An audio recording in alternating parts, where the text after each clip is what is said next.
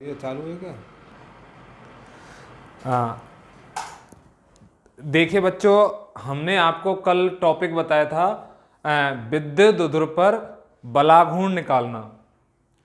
जब विद्युत ध्रुव को समरूपी विद्युत क्षेत्र में रखा था, समरूपी मतलब एक समान बाह्य विद्युत क्षेत्र, तो एक समान बाह्य विद्युत क्षेत्र में जब रखा था तो उस पर एक बलाघूर्ण कार्य करता है और वो आता है टॉ सदिश बराबर पी सदिश क्रॉस ई सदिश।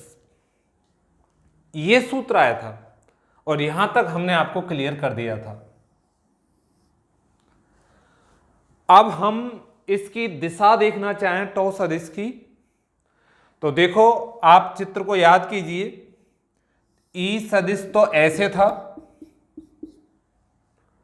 और जो पी सदिश आता है वो देखो हमारा आएगा, यहां पर हमने लिया था बिंदु ए और ये हो जाता है हमारा बिंदु वी। तो ए पर था माइनस क्यू आवेश और बी पे क्या था, प्लस क्यू आवेश।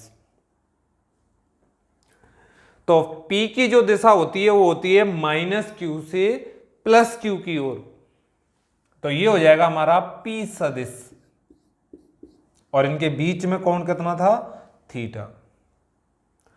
तो इससे हम यदि टॉ का मान निकालना चाहें कि टॉ की दिशा किधर होगी, तो इसके लिए हम दाहिने हाथ के नियम का यूज करेंगे। देखिए आपने कक्षा 11वीं में पढ़ा होगा कि इस बलाघूर्ण की दिशा जो होती है वो ना तो इस P सदिश की दिशा में होगी और ना ही होगी इस E सदिश की दिशा में, यानी ये दोनों में से किसी की भी बात नहीं मानता है। भाई P की दिशा में होगी तो E सदिश बुरा मान जाएगा, E की दिशा में होगी तो P सदिश बुरा मान जाएगा। तो ये इन दोनों से अलग होती है, यानी जो हमारा परिणामी वेक्टर होता है उसकी दिशा उस तल के लंबवत होती है जिसमें ये दोनों मौजूद होते हैं। मैंने आपको पहले ही बताया था कि दो अक्ष मिलकर किसका निर्माण करते हैं, तल का। तो इनसे जो तल बनेगा उस तल के लंबवत होगी टॉ सदिश की दिशा। आप देखिए ई सदिश एक्स दिशा में है, यदि मैं इस दिशा को एक्स अक्ष मानता हूं तो ऊपर की दिशा को मानता हूं वाई,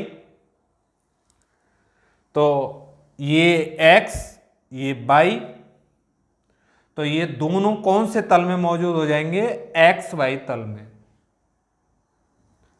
टॉ की दिशा एक्स वाई तल के क्या होगी, लंबवत, यानी एक्स वाई तल के लंबवत कौन सा अक्ष होता है हमारा, जेड अक्ष।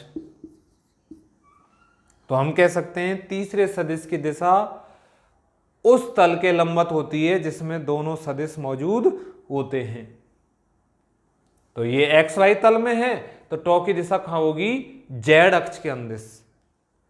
प्लस जेड में भी हो सकती है और माइनस जेड में, यानी जो हमारा व्हाइट बोर्ड है ये, इसके तल के लंबवत बाहर की ओर हो सकती है और या हो सकती है भीतर की ओर।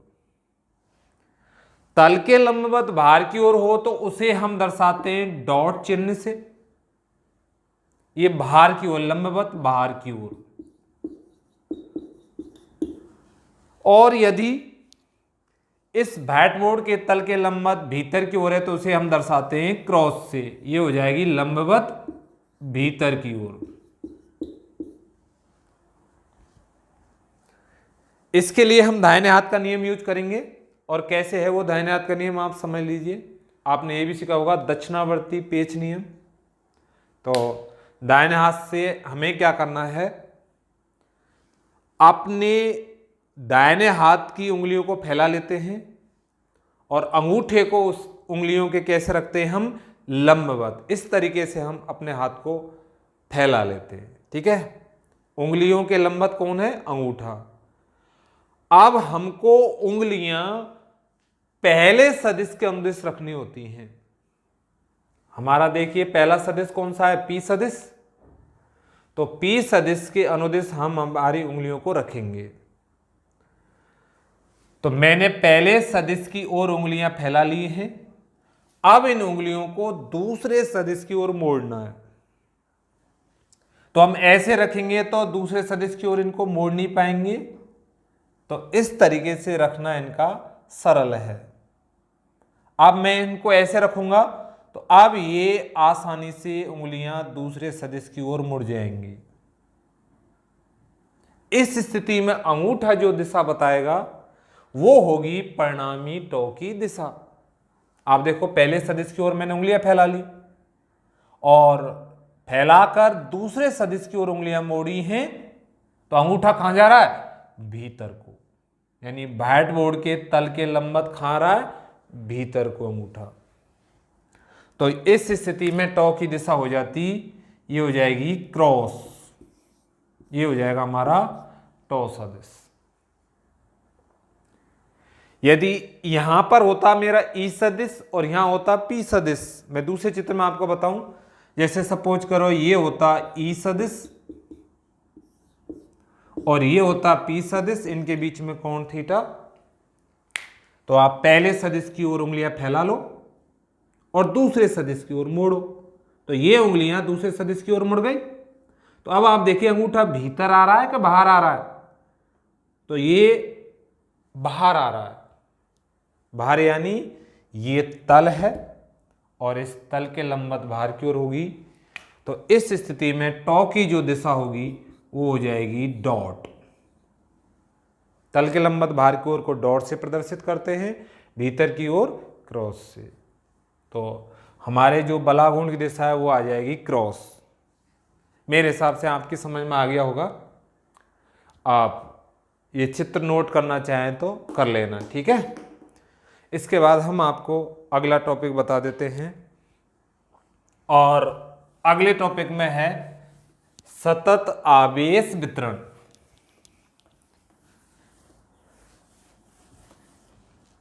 ये है, मैं लिख देता हूं यहां पर, नाम है उसका सतत आवेश वितरण। सतत आवेश वितरण।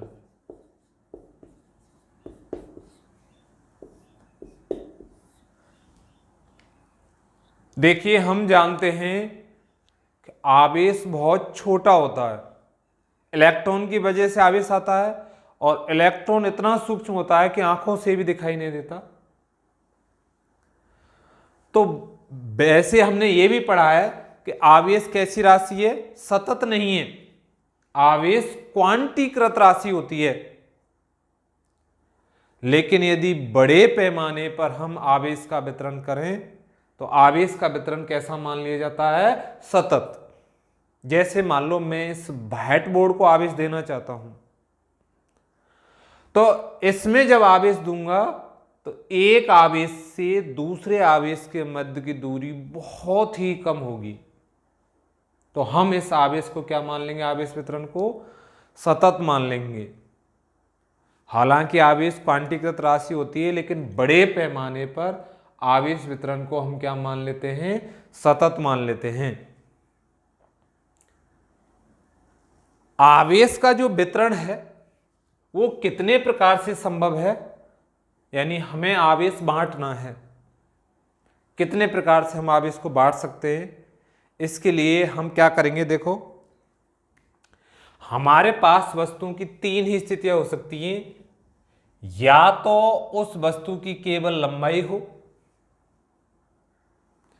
या उस वस्तु में लंबाई और चौड़ाई दोनों हो, तो ये हो जाएगा L²। या उस वस्तु में लंबाई चौड़ाई ऊंचाई तीनों चीज हो सकती हैं, तो वो हो जाएगा L3। हम इनके मात्रकों में ले तो एक लंबाई का मात्रक हो जाएगा मीटर, लंबाई इंटू चौड़ाई से हम देखें तो वो बन जाएगा क्षेत्रफल, और उसका मात्रक हो जाएगा मीटर²। लंबाई चौड़ाई और ऊंचाई तीनों मिलकर क्या बनाती हैं? आयतन, तो उसका मात्रक हो जाएगा मीटर3। यानी हमारे पास सिर्फ तीन ही वस्तु हो सकती हैं। या तो उसकी केवल लंबाई हो सकती है, या उसका क्षेत्रफल हो सकता है और या उसका क्या हो सकता है, आयतन। तो हम आवेश का वितरण भी तीन तरीके से कर सकते हैं। वस्तु तीन प्रकार, भाई आवेश को बांटना है हमको, तो किसको बांटेंगे, वस्तुओं को। वस्तु की या तो लंबाई हो सकती है, या उसका क्षेत्रफल या पृष्ठ हो सकता है, और या उसका हो सकता है आयतन। तो ये जो आवेश वितरण है ये तीन प्रकार का हो जाएगा, एक लंबाई पर बांटने वाला, एक क्षेत्रफल पर, और एक हो जाएगा आयतन पर। यदि लंबाई पर उसको बांटेंगे हम, तो हम कह सकते हैं इसको, एक रेखा है इसकी भी लंबाई होती है, तो इसको बोलते हैं हम रेखीय आवेश वितरण। क्षेत्रफल पर बांटेंगे या पृष्ठ पर बांटेंगे तो उसका नाम हो जाएगा पृष्ठीय आवेश वितरण। आयतन पर बांटेंगे तो उसका नाम हो जाएगा आयतन आवेश वितरण। तो आप अपनी नोटबुक में जहां लिख रहे हो वहां ये हेडिंग डाल लो, सतत आवेश वितरण, और इसमें लिखिए आवेश एक क्वांटीकृत राशि है। आवेश एक क्वांटीकृत राशि है।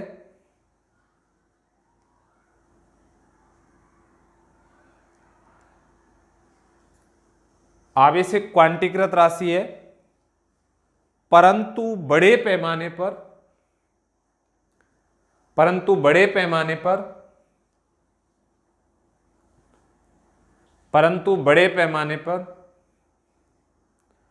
आवेश का वितरण,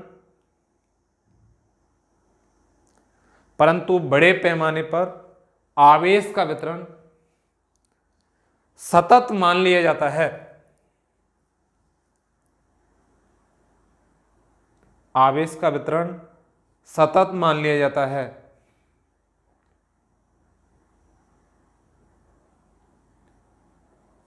ये निम्न प्रकार का होता है।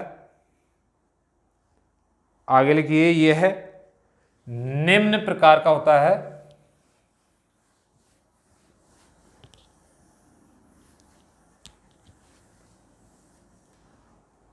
देखो हमने वैसे थोड़ा सा सोचा तो उसी से इमेजिन किया, तो हम समझ गए कि वस्तुएं तीन प्रकार की होती हैं, तो आवेश का वितरण भी कितने प्रकार से हो जाएगा, तीन प्रकार से।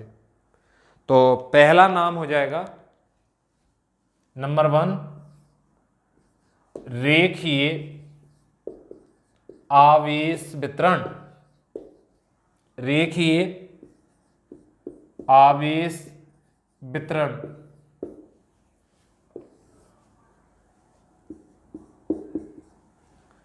इसकी परिभाषा भी सिंपल है, आप नोट कर लीजिए। रेखीय आवेश वितरण आप लिखते ही समझ जाओगे। देखो रेखीय आवेश वितरण का मतलब क्या होगा, जब आवेश का वितरण किस पे हो, किसी रेखा पर हो, किसी लंबाई पर हो, किसी छड़ पर हो, क्योंकि छड़ की क्या होती है, लंबाई।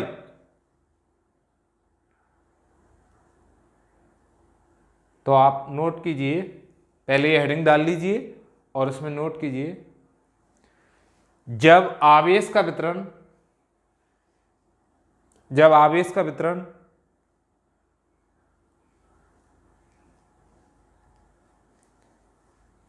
किसी सरल रेखा या छड़ पर हो,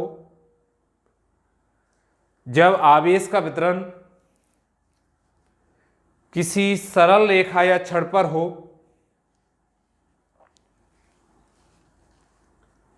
तो इसे रेखीय आवेश वितरण कहते हैं। तो इसे रेखीय आवेश वितरण कहते हैं।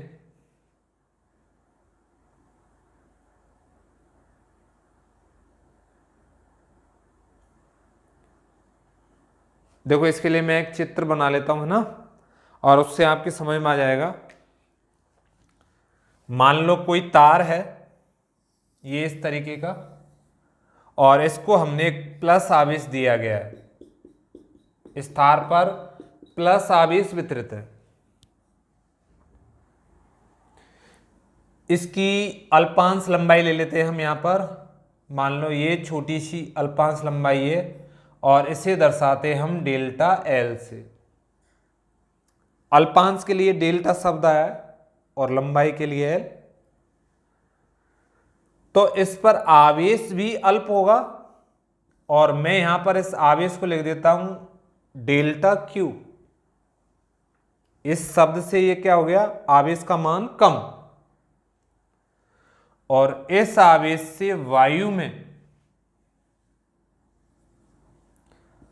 r दूरी पर एक परीक्षण आवेश मौजूद है Q0, और इस परीक्षण आवेश पर इस आवेश की वजह से मुझे बल निकालना है।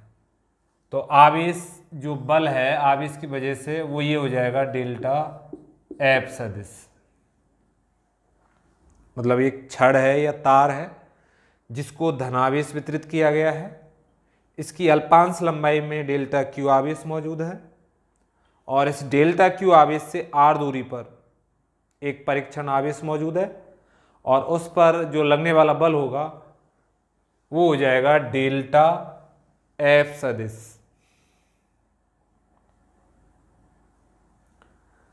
तो देखो मुझे रेखीय आवेश वितरण है, तो रेखीय आवेश घनत्व निकालना है कि आवेश का घनत्व कितना होगा।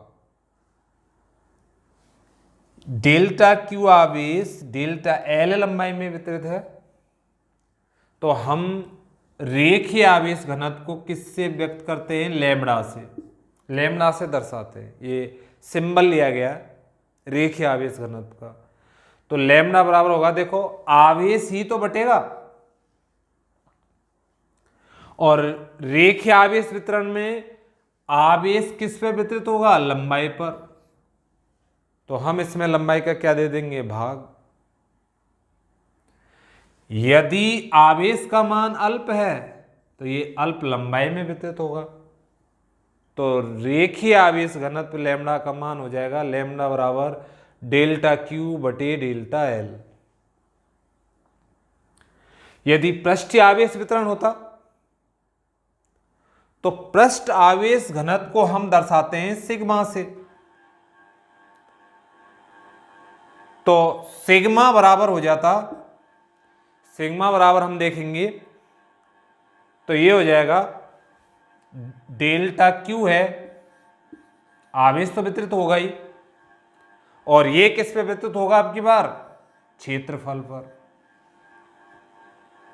तो हम यहां पर क्या लिख देंगे, क्षेत्रफल। यदि आयतन आवेश घनत्व होता तो आयतन आवेश घनत्व के लिए हम क्या कर सकते हैं, आयतन आवेश घनत्व के लिए आ जाएगा रो।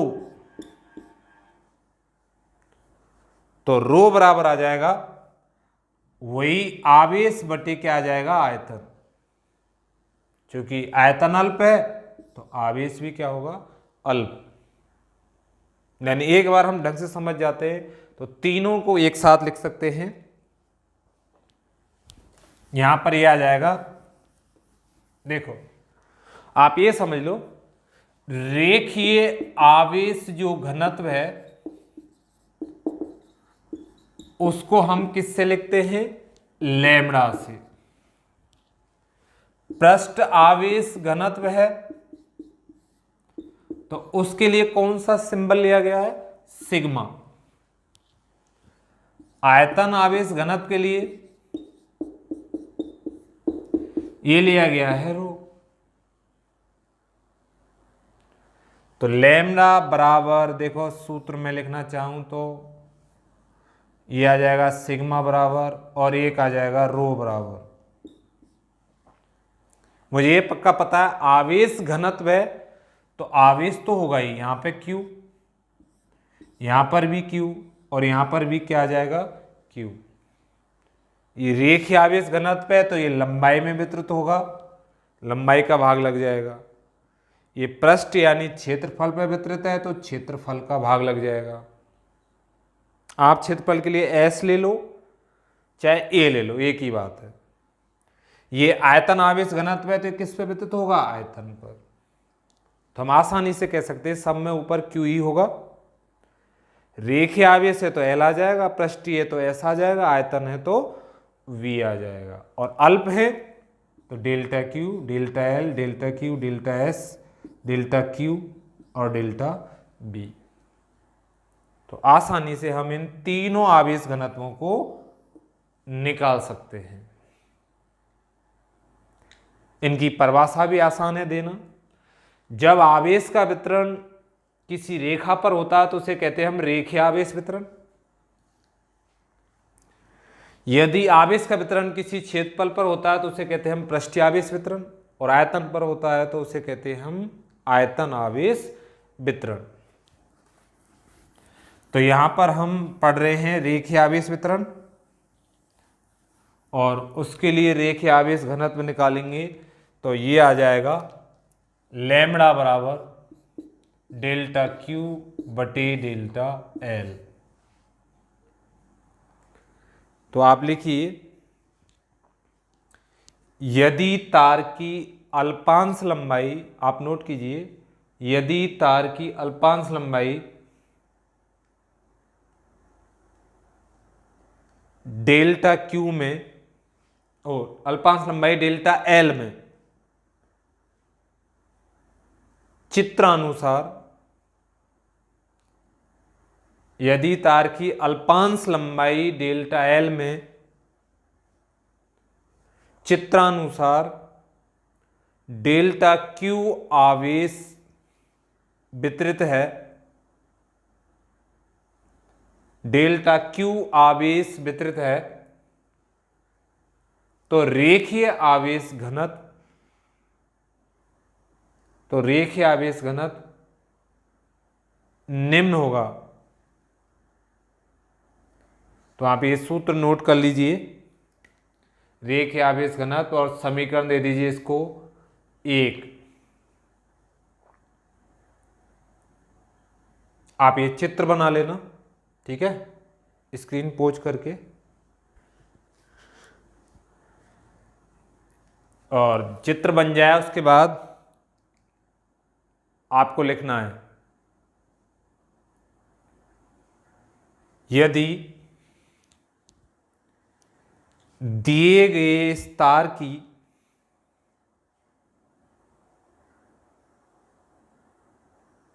संपूर्ण लंबाई में,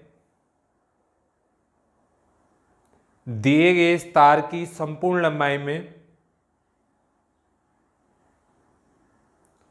आवेश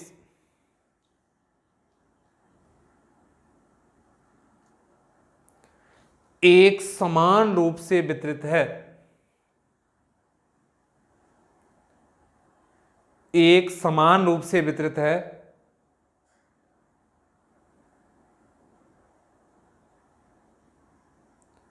तो रेखीय आवेश घनत्व, तो रेखीय आवेश घनत्व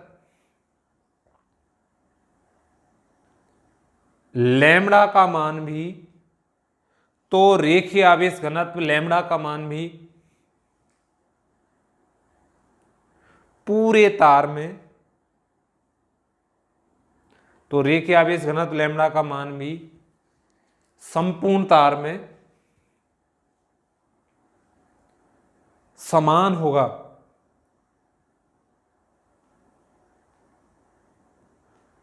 संपूर्ण तार में समान होगा।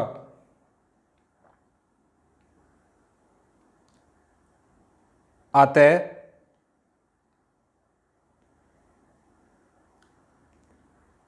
डेल्टा एल लंबाई में, अतः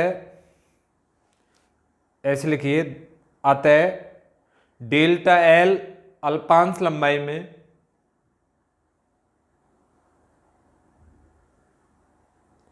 वितरित डेल्टा क्यू आवेश के कारण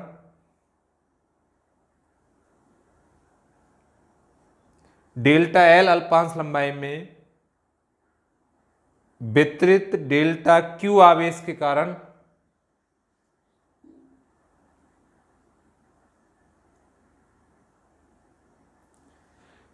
स्मॉल आर दूरी पर वायु में स्थित स्मॉल आर दूरी पर वायु में स्थित परीक्षण आवेश Q0 पर वायु में स्थित परीक्षण आवेश Q0 पर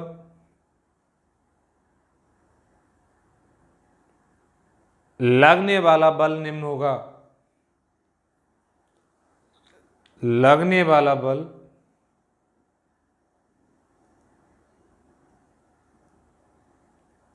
निम्न होगा। तो देखो ये बल हो जाएगा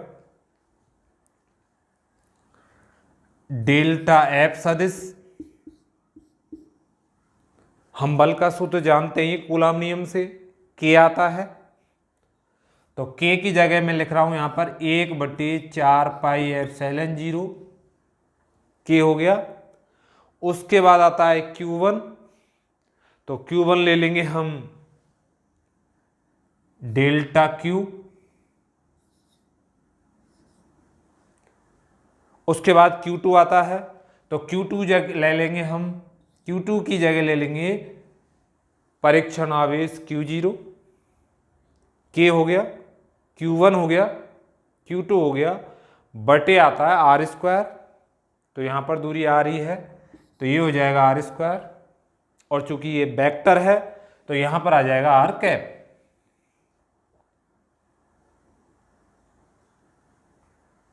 यानी इस डेल्टा Q से Q के कारण इस पर जो बल लगता है उसका मान ये होगा। अब आप देख रहे हो इसमें मैं समीकरण 1 से यदि डेल्टा Q का मान निकालना चाहूं तो देखो इसमें से आप देखेंगे तो डेल्टा Q बराबर आ जाएगा लैम्बडा डेल्टा एल, और इस मान को मैं इस समीकरण में रख सकता हूं। तो इसको समीकरण 2 दे लो, तो यहां पे लिखेंगे हम समीकरण 2 से डेल्टा एफ आ जाएगा ज्यों की त्यों बराबर 1/4 पाई एप्सिलॉन 0। इस डेल्टा क्यू की जगह आप लिख देंगे हम लैम्बडा डेल्टा एल, Q0 ज्यों की त्यों आ जाएगा, अपॉन आ जाएगा R², और ये आ जाएगा R कैप। तो ये अल्पांश आवेश डेल्टा Q की वजह से परीक्षण आवेश पर लगने वाला बल है। यदि हम पूरे तार पर निकालना चाहें, ठीक है, तो संपूर्ण तार की वजह से क्या करेंगे हम, इसका क्या कर देंगे समाकलन। तो आप इनको नोट कर लीजिए यहां तक।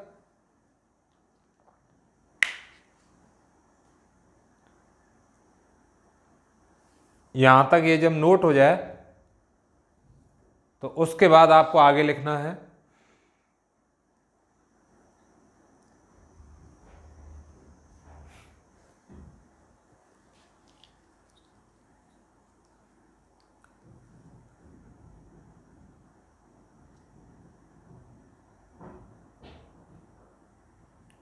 आगे लिखिए संपूर्ण तार में वितरित आवेश के कारण, संपूर्ण तार में वितरित आवेश के कारण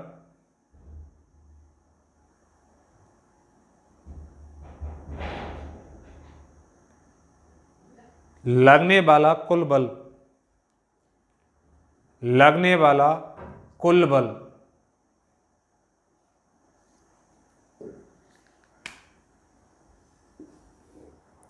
तो देखो इसका हम समाकलन कर देंगे, तो डेल्टा एफ का क्या हो जाएगा, एफ सदिश बराबर समाकलन 1/4πε0 lambda delta L Q0 upon R square R cap.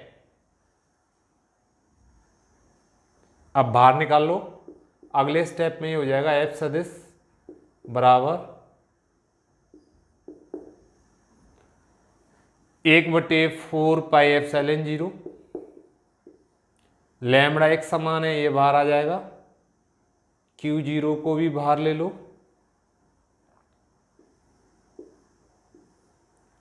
और भीतर क्या रह जाएगा, इसके अंदर एक तो रह गया delta L upon R square और ये हो जाएगा आर कैप। इसको दे दो समीकरण नंबर 3। तो ये हमारा फाइनल बल हो जाएगा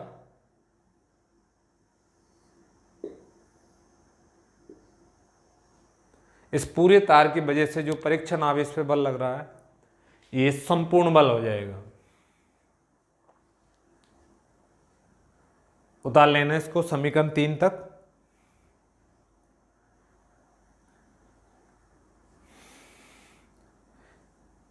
यदि एक आपने रेखीय आवेश वितरण सही ढंग से पढ़ लिया है तो दूसरे आवेश वितरण में आपको कोई दिक्कत नहीं आएगी।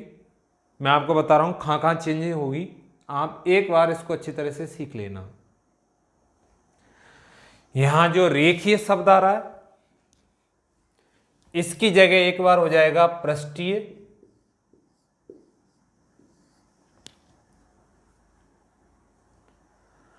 और यहां पर है इस लंबाई की जगह ये चित्र चेंज हो जाएगा।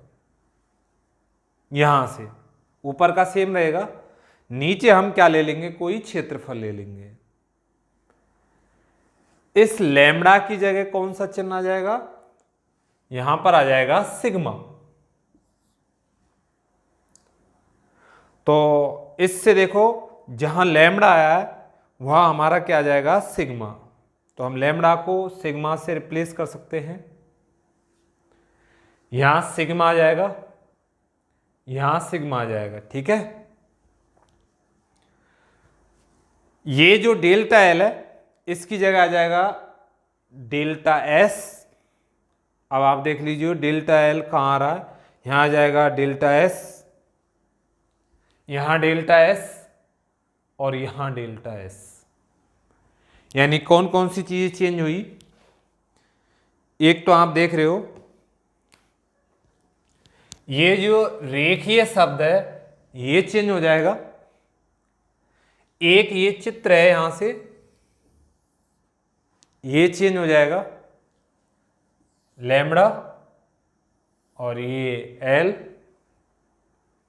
ये एल, और यहां से ये रहा लैम्बडा और ये एल। इस सूत्र में देखना चाहे तो ये लैम्बडा चेंज हो जाएगा, ये एल चेंज हो जाएगा, ये लैम्बडा और ये हो जाएगा एल। इनकी जगह देखो हम क्या लिख सकते हैं, इस लैम्बडा की जगह तो सिग्मा आ जाएगा, यानी लैम्बडा इजकल टू सिग्मा, और एल की जगह आ जाएगा एस।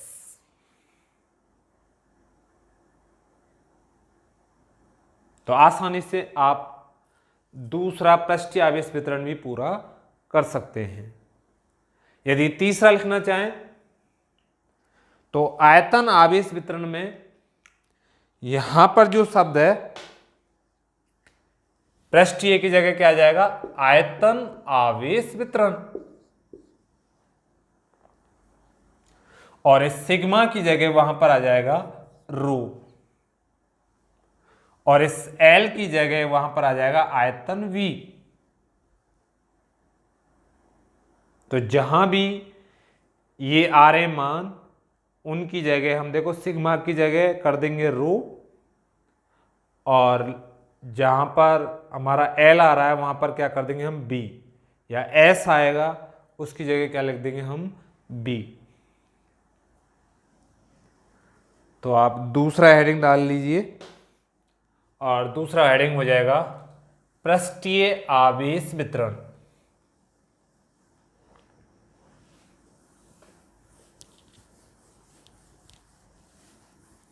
बिल्कुल सेम है बाकी।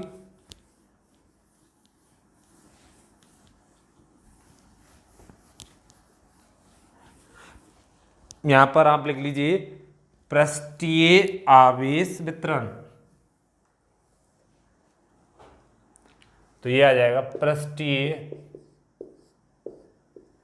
पृष्ठीय आवेश वितरण। आप इसकी परिभाषा लिख लीजिए। जब आवेश का वितरण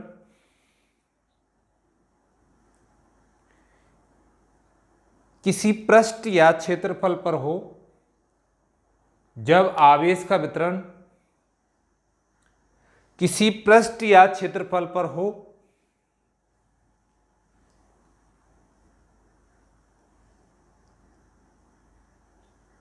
तो इसे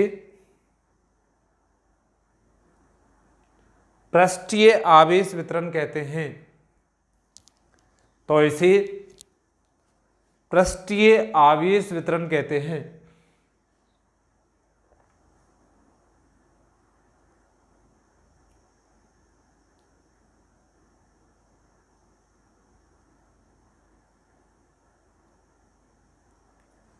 आगे लाइन चेंज करके लिखिए। माना किसी पृष्ठ S में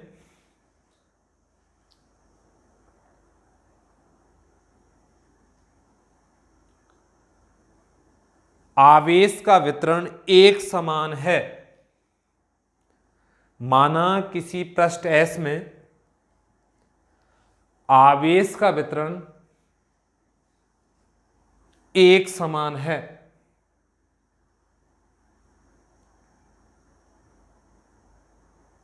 तो इसके अल्पांश क्षेत्रफल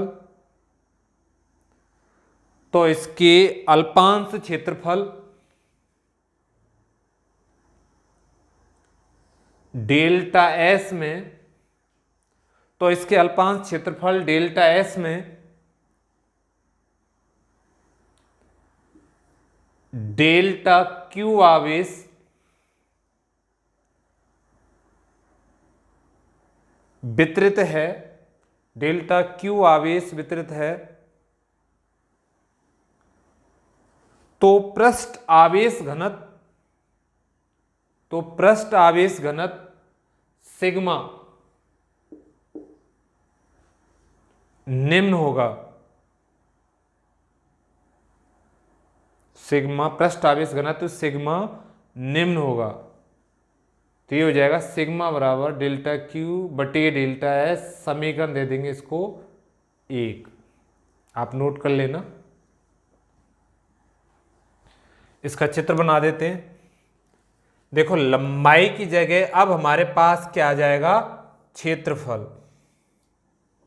ये कोई क्षेत्रफल है और जिसको हमने आवेश दिया है पॉजिटिव, और ये आवेश इस पर एक समान वितरित है। यानी एक समान का मतलब ये है हर जगह समान है। ऐसा नहीं है कि कहीं ज्यादा आवेश हो और कहीं क्या हो, कम। तो पूरे संपूर्ण पृष्ठ पर आवेश का वितरण क्या है, एक समान। इसमें मैं एक छोटा सा अल्पांश ले लेता हूं, ये वाला, और ये हो जाएगा डेल्टा S। इस पर देखो आवेश लेना चाहें तो ये हो जाएगा डेल्टा Q। इससे वही R दूरी पर ले लो एक परीक्षण आवेश Q0, और बिल्कुल सेम इस पर लगने वाला बल हो जाएगा डेल्टा F सदिश। मैंने बताया था पहला टॉपिक आता है तो आप आसानी से कर सकते हो। तो ये चित्र बना लेना। जब ये चित्र बन जाए तो उसके बाद हमें आगे लिखना है।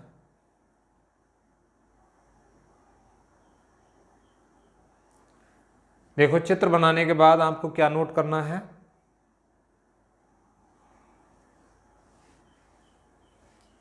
क्षेत्रफल अल्पांश लिखिए आप।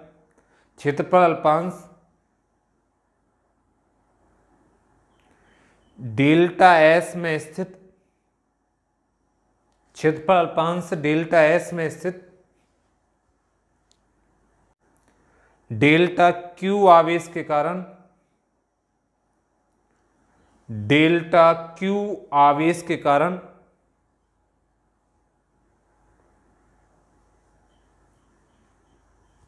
स्मॉल आर दूरी पर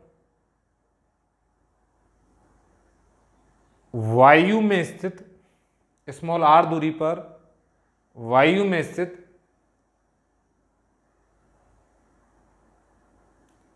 परीक्षण आवेश Q0 पर वायु में स्थित परीक्षण आवेश Q0 पर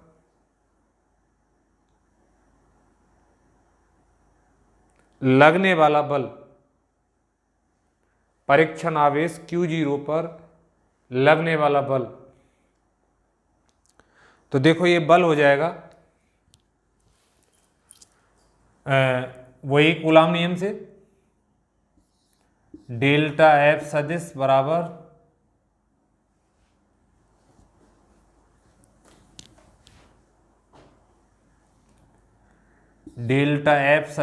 आ जाएगा क्या आएगा, यानी 1/4πε0 Q1 की जगह क्या हो जाएगा डेल्टा Q, Q2 की जगह हो जाएगा Q0 upon R square R cap. आप फिर से देख रहे हो हमें किसकी आवश्यकता होगी, डेल्टा Q की, तो डेल्टा Q हम यहां से निकाल लेंगे समीकरण 1 से। तो समीकरण 1 से देखेंगे तो समीकरण 1 से डेल्टा Q बराबर आ जाएगा सिग्मा डेल्टा S,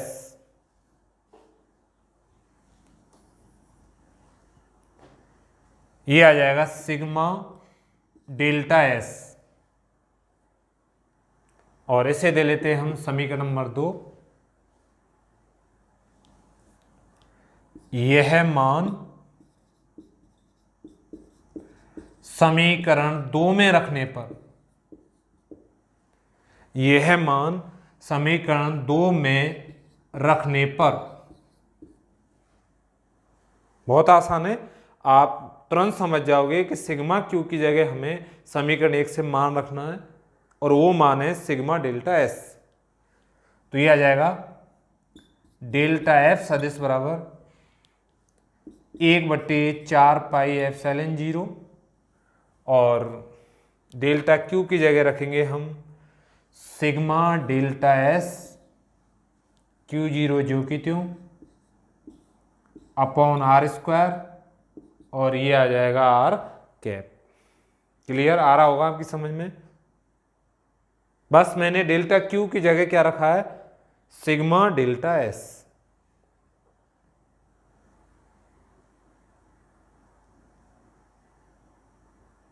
अब आगे देख रहे हो आप, ये तो केवल अल्पांश आवेश की वजह से बल निकला है परीक्षण आवेश पर।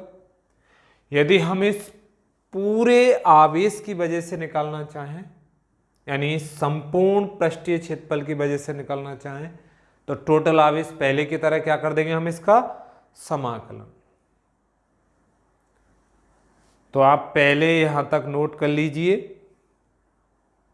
डेल्टा एफ तक,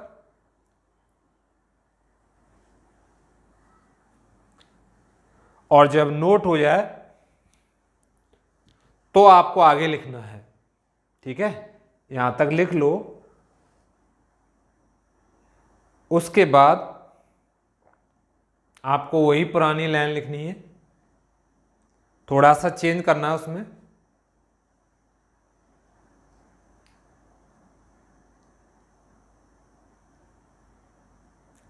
तो आगे लिखिए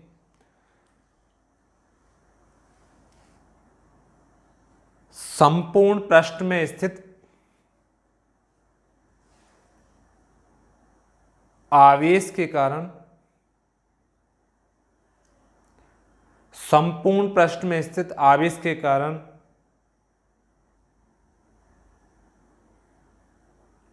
परीक्षण आवेश पर संपूर्ण पृष्ठ में स्थित आवेश के कारण परीक्षण आवेश पर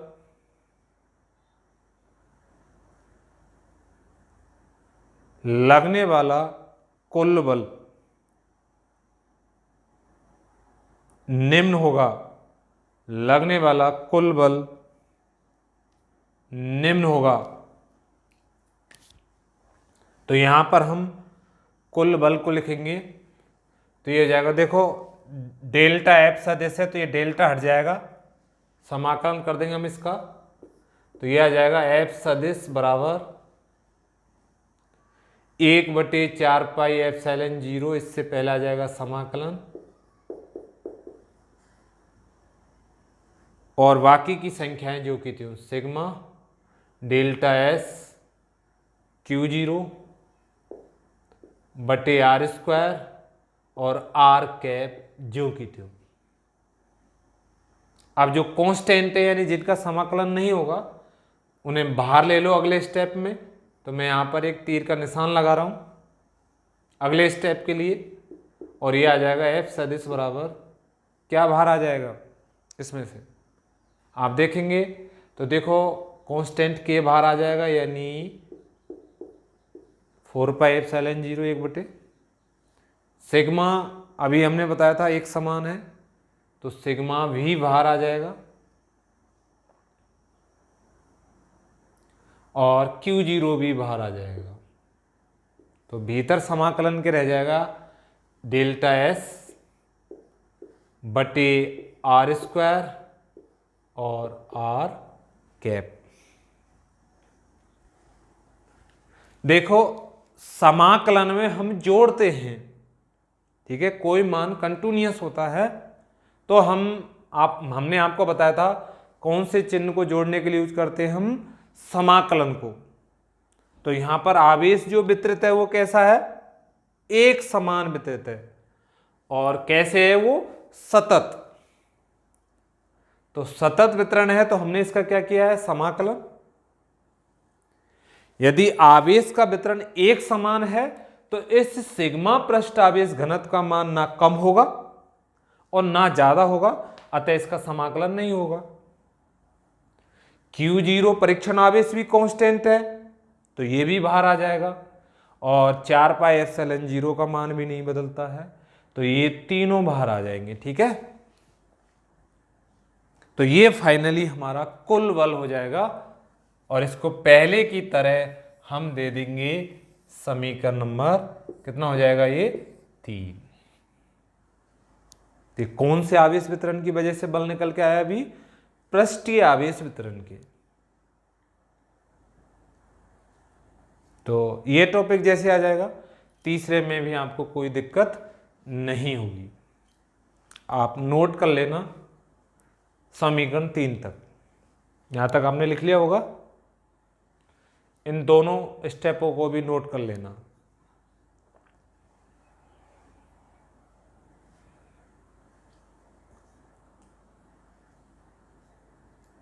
हम अब आगे चलते, ठीक है, नोट हो गया होगा। तो इस पृष्ठ की जगह अब हमारे पास चेंजिंग आ जाएगी, देखिए हम एक शब्द चेंज कर देंगे यहां पर, और वो हो जाएगा आयतन, और बाकी का सेम आवेश वितरण।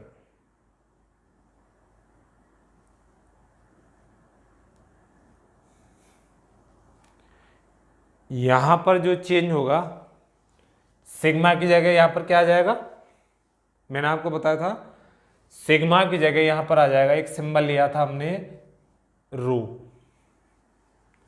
डेल्टा एस की जगह आ जाएगा, आप समझ गए होंगे, यहां आ जाएगा वी वॉल्यूम यानी आयतन। इसमें देख लीजिए यहां पर चेंज हो जाएगा,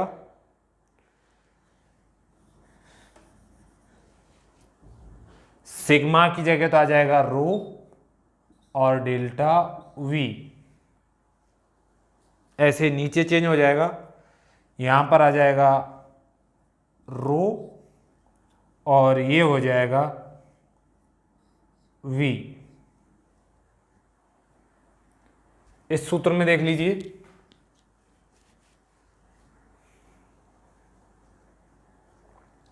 यहां पर आ जाएगा रो और ये हो जाएगा वी, ये रो, ओ सॉरी ये बी और ये हो जाएगा रो। इस तरीके से हम इसी को चेंज करके लिख सकते हैं। तो आप हेडिंग डाल लीजिए तीसरा, और ये हो जाएगा आयतन आवेश वितरण। और हेडिंग लिखने के बाद इसमें नोट कीजिए,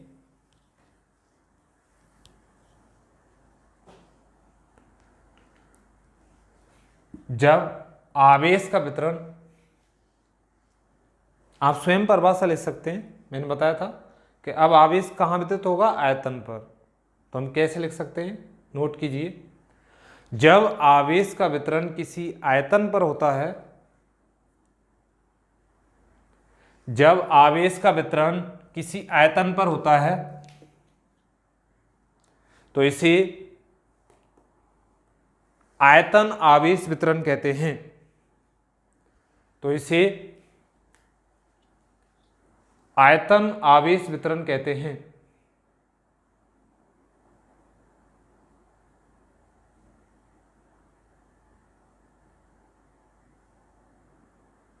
लिख लिया होगा। देखो तीनों परिभाषा बिल्कुल सेम है, शब्दों का फर्क है। जब आवेश का वितरण किसी रेखा पर छड़ पर हो, जब आवेश का वितरण किसी पृष्ठ पर हो, जब आवेश का वितरण किसी आयतन पर हो, बिल्कुल सेम है। उसके बाद में यहाँ पे देखो चित्र बना रहा हूँ, केवल नीचे का जो पोर्शन है आप उसमें देख रहे हो, नीचे के हिस्से में हम क्या करेंगे, अब की बार कोई आयतन ले लेंगे। देखो मैं कोई गोला ले लेता हूं और इस पर आवेश एक समान रूप से वितरित है, और मैंने कौन सा आवेश वितरित किया है इस पर, प्लस। एक छोटा सा हम अल्पांश आयतन ले लेते हैं,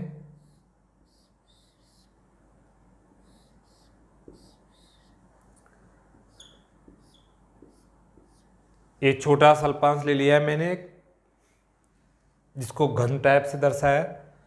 तो इसका आयतन हो जाएगा देखो डेल्टा वी, और इसका आवेश ले लेता हूं मैं डेल्टा क्यू। इससे वही आर दूरी पर मैं ले लेता हूं एक परीक्षण आवेश Q0, और इस पर लगने वाला जो बल होगा वो होगा डेल्टा एफ सदिश। चित्र भी बहुत आसान है, आप बना सकते हो आसानी से, ये बना लेना चित्र।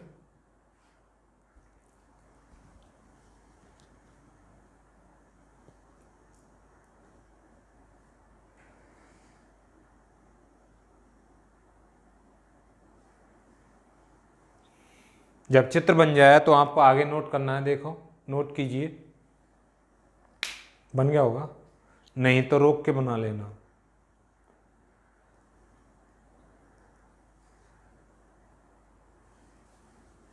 माना किसी आयतन V में, माना किसी आयतन B में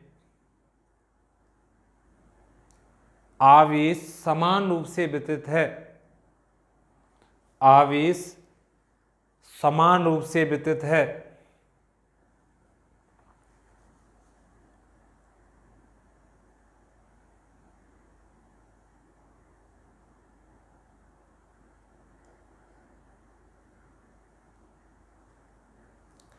तो इसके अल्पांश आयतन, तो इसके अल्पांश आयतन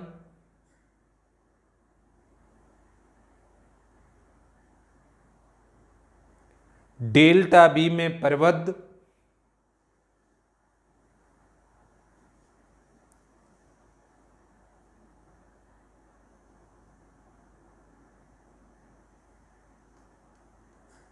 आवेश डेल्टा क्यू है,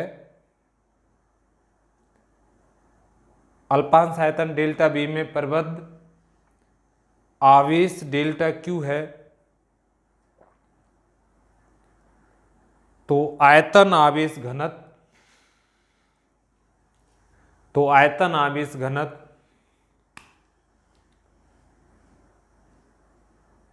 निम्न होगा। आयतन आवेश घनत्व निम्न होगा, तो हम इसको रो से लिखेंगे और रो बराबर हो जाएगा डेल्टा क्यू बटे डेल्टा वी। समीकरण नंबर हो जाएगा 1, या यही निकाल लो मान इसका, तो डेल्टा क्यू बराबर आ जाएगा रो डेल्टा वी। समीकरण नंबर 2,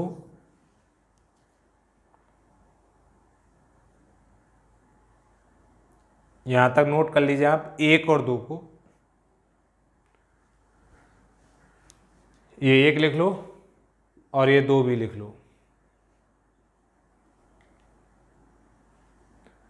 इसके बाद हम वही फिर से इस परीक्षण आवेश पर क्या निकालना चाहेंगे, बल।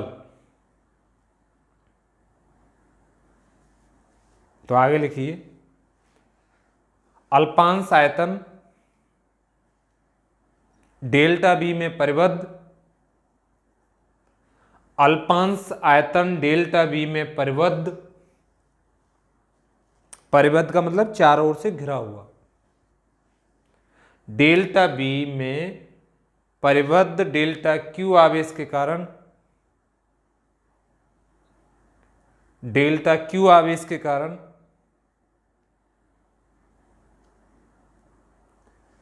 स्मॉल आर दूरी पर, डेल्टा क्यू आवेश के कारण स्मॉल आर दूरी पर वायु में स्थित परीक्षण आवेश Q0 पर, परीक्षण आवेश Q0 पर लगने वाला बल, परीक्षण आवेश Q0 पर लगने वाला बल